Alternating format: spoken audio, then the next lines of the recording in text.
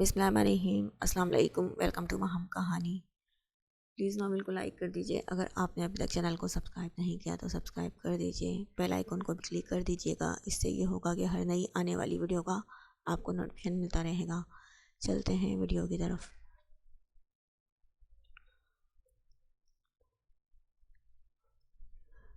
اچھا ٹھیک ہے، تم ابھی تو جا کر اپنے بابا کو مردان خانے سے بلا لاؤ، طبیعت ٹھیک نہیں ہے اور صبح سے جانے کن کاموں میں لگے ہوئے ہیں۔ پریہان کی فکر مندی پر وہ مسکرا کر ان کے گرد بازو پھیلا گیا۔ یہ آپ جیسے فکر کرتی ہے نا، بابا نے کبھی سرداری چھوڑ کر آپ کے پاس بیٹھ جانا ہے، پھر نہ کہنا حدید اب کام پر نہیں جاتے۔ بابا نے کبھی سرداری چھوڑ کر آپ کے پاس بیٹھ جانا ہے، پھر نہ کہنا حدید اب کام پر نہیں جاتے۔ وہ شرارت سے بول رہا تھا۔ پریہان نے آنکھیں پھیلا کر اسے دیکھتے ہوئے اسے گھونسا مارا۔ تم انتہا کے بے شرم ہو گئے ہو، کوئی لحاظ باقی نہیں رہا۔ ساری حدید کی دی ہوئی ڈھیل کا نتیجہ ہے۔ جاؤ اب مزید کوئی فضول بات نہ سنو۔ پریہان کی اچھی خاصی ڈانٹ پر وہ ڈھٹائی سے ہنستا ہوا کمرے سے باہر بھاگ گیا۔ پیچھے اس کا کمرہ سمیٹتی پریہان کتنی ہی دیر بڑبڑاتی رہی تھی۔ اس وقت جرگے میں خاموشی چھائی ہوئی تھی۔ سردار خانزادہ حدید سنجیدہ چہرہ لیے بیٹھا ہوا تھا۔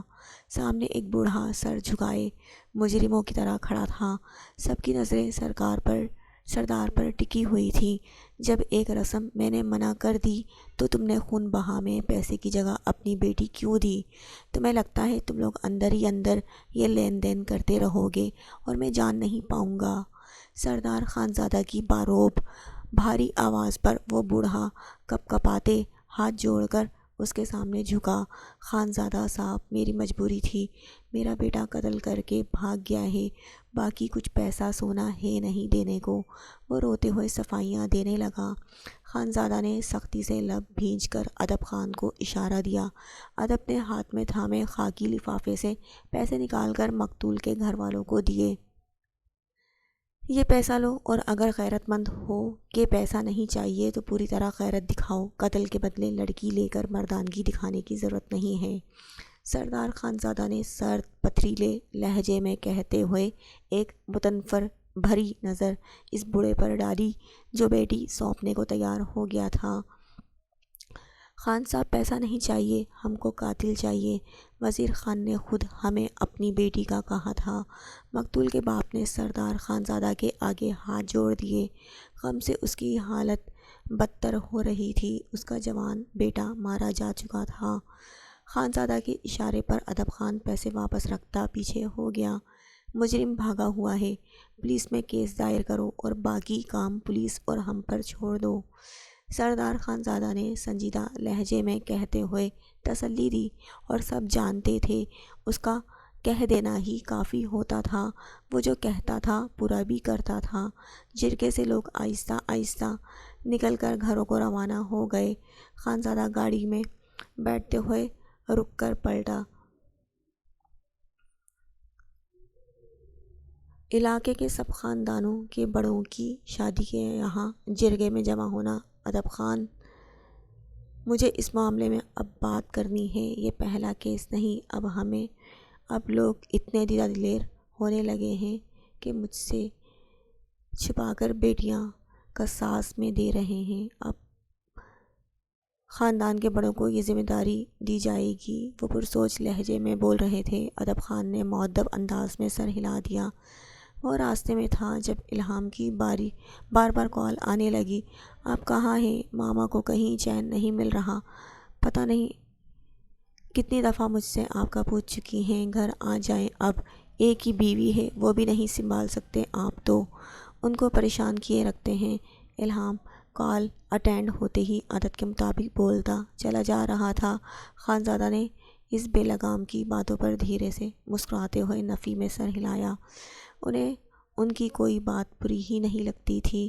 آ رہا ہوں واپس، اور میں تو اپنی بیوی کو سنبھال لوں گا، تمہیں دیکھوں گا کیا کرتے ہو۔ وہ مسکرا کر بولے تو وہ دوسری طرف اپنے بال سنوارتے نخرے سے سر جھٹکتا مسکرانے لگا۔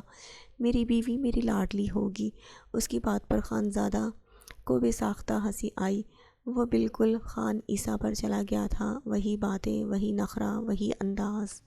دیکھ لیتے ہیں۔ وہ ہنستے ہوئے کال کاٹ گئے، ورنہ الہام کی باتیں ختم ہونے کا نام نہیں لیتی تھیں۔ وہ باپ کو کال کرتا تو گھنٹوں عورتوں کی طرح بولتا تھا، چاہے باپ فارغ ہو یا نہ ہو، اسے پرواہ نہیں ہوتی تھی۔ اب بھی کال کٹنے پر الہام نے منہ بسورا اور موبائل بند کر کے آگے چل پڑا۔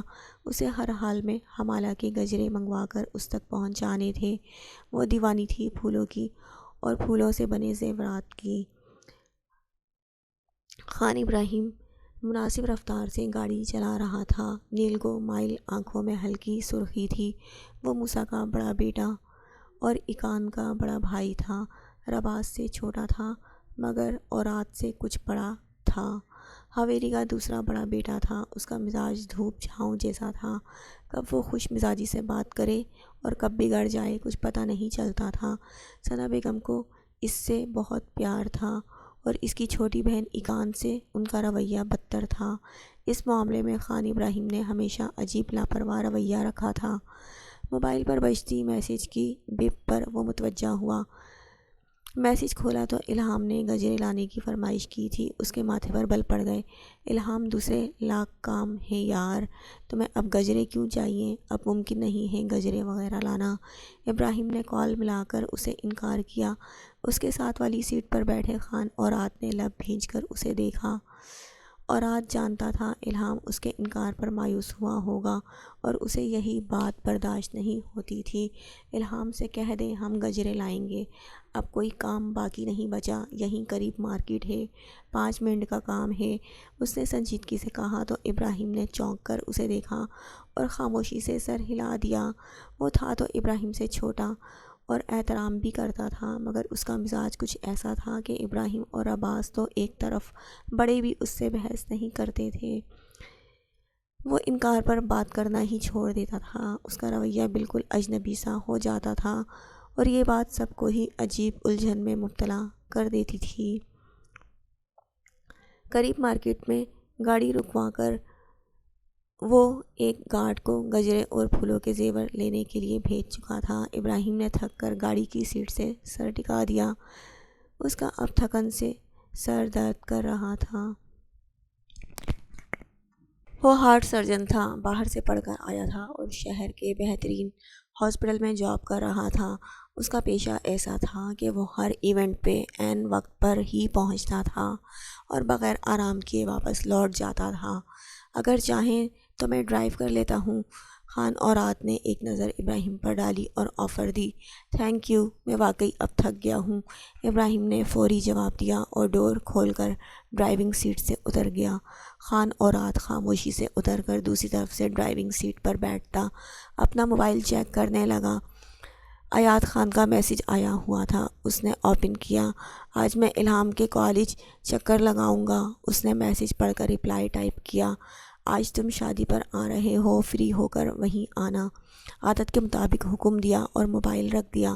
دوسری طرف ایاد نے سر پکڑ لیا۔ اس کا شادی پر جانے کا کوئی ارادہ نہیں تھا، نہ اس کے پاس وقت تھا اور خان حویلی میں وہ ہرگز نہیں جانا چاہتا تھا۔ موبائل ایک طرف پٹک کر سکون سے اپنی جگہ پر لیٹ گیا۔ وہاں ایک گارڈ گجروں کا ڈھیر پیک کر کے لایا تو خان اورات نے اس کے گاڑی میں سوار ہوتے ہی پوری رفتار سے گاڑی حویلی کی طرف دوڑا دی۔ اگلے کچھ لمحات میں دھول اڑاتی گاڑی تیز رفتاری سے گاڑی کی پھاٹک پر جا کر جھٹکے سے رکی۔ ابراہیم نے سر پکڑ کر اورات کو گھورا۔ وہ اسے اندیکھا کیے گاڑی سے اتر کر جا چکا تھا۔ پتہ نہیں کس جلد بازی میں رہتا ہے یہ انسان۔ ابراہیم نے بڑبڑاتے ہوئے گارڈ سے گجروں کا پیک لے لیا۔ الہام سے اندر داخل ہوتے ہی مل گیا تھا۔ اس نے گجرے اسے پکڑا کر قدم اپنے پورشن کی طرف بڑھائے۔ الہام گجرے لے کر حمالہ کے پاس پہنچ گیا۔ وہ خوشی سے پاگل ہو رہی تھی۔ راواز اسی وقت حویلی پہنچا تھا۔ ان دونوں کو دیکھ کر نفی میں سر ہلا گیا۔ حمالہ گئی تو الہام کو روک گیا۔ الہام یہ کام چھوڑو ورنہ مار کھاؤ گے، آئندہ یہ حرکت مت کرنا۔ اس نے سنجیدگی سے الہام کو روکا۔ لالا، اتنی چھوٹی بات کے لیے کیوں آپ سب اتنا سنجیدہ ہو رہے ہیں؟ میں جانتا ہوں یہاں کزن سے فری ہونے کا رواج نہیں، باقی سب تو اپنے بھائیوں سے کام کہہ لیتی ہیں، وہ کس سے کہے گی؟ الہام ناراض ہونے لگا۔ اسے یہ روک ٹوک ہمیشہ سے ہی ملتی آئی تھی اور ہر بار اسے یوں ہی برا لگتا تھا۔ پاگل مت بنو، تم کبھی اس کو سب کے درمیان بے عزت کرواؤ گے نہ وہ سنتی ہے نہ تمہیں سمجھ آتی ہے۔ تمہیں کوئی کچھ نہیں کہے گا مگر اس پر الزام لگ جائیں گے۔ رباس نے اسے سمجھانے کی کوشش کی، وہ خفگی سے سر جھٹکتا وہاں سے چلا گیا۔ وہ سننے کو تیار نہیں تھا۔ حمالہ سمجھنے سے قاصر تھی۔ رباس کو دونوں کی فکر ہوئی۔ وہاں حمالہ سے علیحہ، اسوان اور گلالئی نے بھی گجرے لے لیے تھے۔ ایقان کو گلابوں سے بھرے گجرے پہناتی وہ منہ بنا رہی تھی۔ تمہارے پاس تو ہے نا حمالہ؟ دلہن بنی ایقان نے نرمی سے سوال کیا تو وہ سر ہلا گئی۔ میرے پاس 2 گجرے بھی ہیں اور ایک کراؤن بھی، وہ رازداری سے بولتے ہوئے یہاں وہاں دیکھ رہی تھی۔ ایقان نے ہنس کر اسے دیکھا۔ وہ کراؤن چھپائے بیٹھی تھی۔ سب سے آخر میں پہنوں گی تاکہ علیحہ اور اسوان نہ کھینچ لیں، پھر میرا فائدہ۔ میں نے پریہان آنی سے اتنی باتیں سنی، الہام نے بھی گجرے دیتے ہوئے 100 باتیں سنائیں اور ان سب نے مفت میں لے لیے۔ وہ سر جھٹک کر ناراضگی سے بول رہی تھی، حمالہ تم اب بڑی ہو چکی ہو، الہام کے آگے پیچھے مت گھوما کرو، کسی روز خانی مورے نے دیکھ لیا تو حویلی میں تمہارا جینا مشکل ہو جائے گا۔ ایقان نے اس کے ہاتھ تھام کر اسے بڑی بہنوں کی طرح سمجھایا۔ ان کو پتہ نہیں چلے گا، الہام تو ویسے بھی کبھی کبھی آتا ہے۔ وہ لاپرواہی سے کندھے اچکا گئی، بال اسی لاپرواہی سے کھلے چھوڑ کر آئی لائنر اور لپ شائن لگایا اور کلائیوں میں گجرے پہننے لگی۔ اسوان اپنے پیروں میں سینڈلز پہنتی سلکی بالوں کا ڈھیلا سا جوڑا بنانے لگی۔ بیوٹیشن سے کروایا ہلکا پھلکا سا میک اپ اس کے دلکش نقوش کو واضح کر گیا تھا۔ علیحہ گلالئی کو گجرے پہنا رہی تھی اور حمالہ نازک پیروں میں نفیس سی سلیپر پہن کر پیکٹ میں کراؤن چھپائے سب کے نکل جانے کا انتظار کر رہی تھی۔ ان سب کو تکتی ایقان کا دل بار بار بھر آ رہا تھا۔ حویلی اور اس کے مکینوں سے دور جانا اس کے لیے مشکل ہو رہا تھا۔ نہ جانے آگے کیسی قسمت ہونے والی تھی۔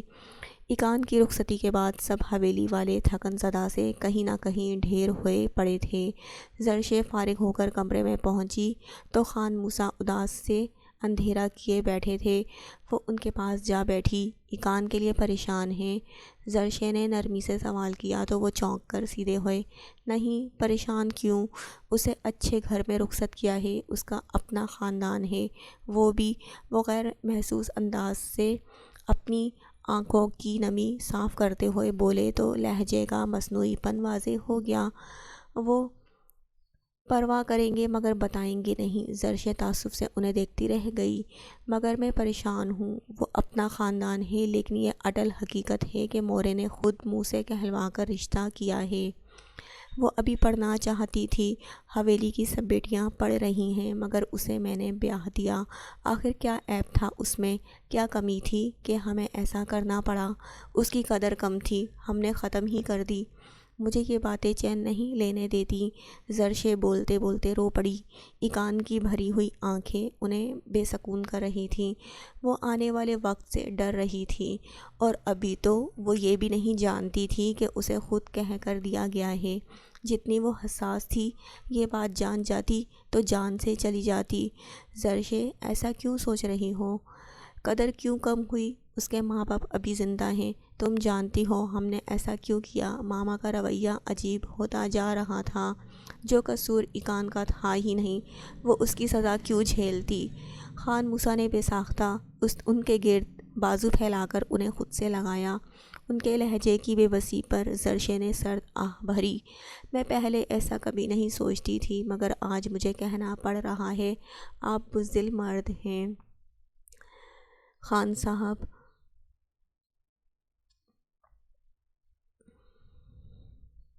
آپ اپنی بیٹی کو وہ مقام نہیں دلوا سکے جو باقی سب کا تھا۔